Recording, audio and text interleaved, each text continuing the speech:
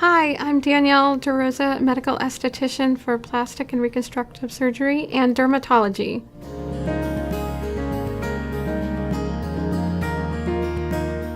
Something unique I bring to the practice is I'm the only medical esthetician practicing at our hospital, UVA Medical Center.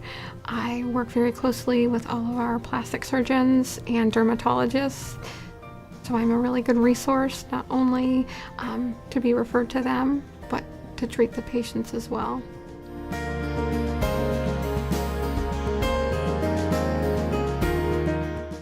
What I find most rewarding about what I do is when I get to see the patient back and follow up, and most of the time they tell me what a wonderful situation they're in now, and I've helped them, and that's huge.